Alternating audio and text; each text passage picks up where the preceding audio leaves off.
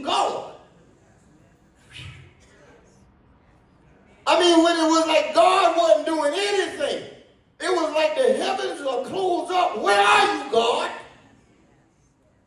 Do you not hear me pray? You see my people perish? And Paul wrote this. He wrote this because Paul was one that could write it, because Paul lived a life that he persecuted God, he persecuted the church until he found out who Jesus was himself. Now, I'm going to tell you something, your life going to change when you find out who Jesus is for yourself.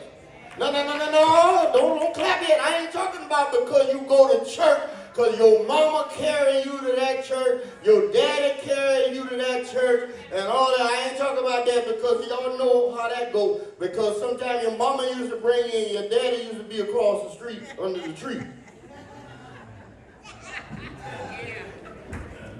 Waiting for you to get out.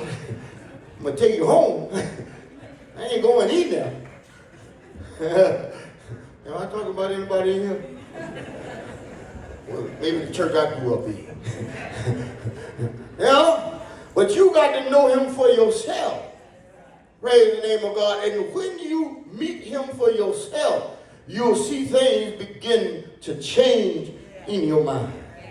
Hallelujah. You'll see your spirit begin to change. The way you used to think, you don't think that way anymore. The way you used to talk, you don't talk that way anymore. Hallelujah. You understand the things you used to say, you don't say anymore. The things you used to do, you don't do anymore, because God made a change just like he made with Paul. And when he made that change in Paul, Paul wanted to remind the people that there are going to come some times that persecution is going to come because of who you are. Praise the name of God. And it's a shame that some persecution is going to come because of just how you look.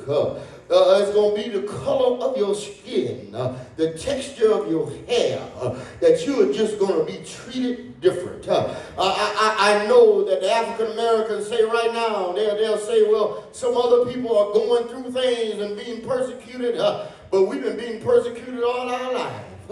And one thing you can say about us, we still here. Because he didn't, ain't nobody say what, who. He said, who shall separate you? And then he started naming what. He said, shall tribulation. Is tribulation of who? Or is tribulation of what? So you got to put the spirit on tribulation in order to make a tribulation of who? He said, shall distress or persecution, shall it be famine or nakedness or peril, or shall it just be a sword? What can separate us from Christ?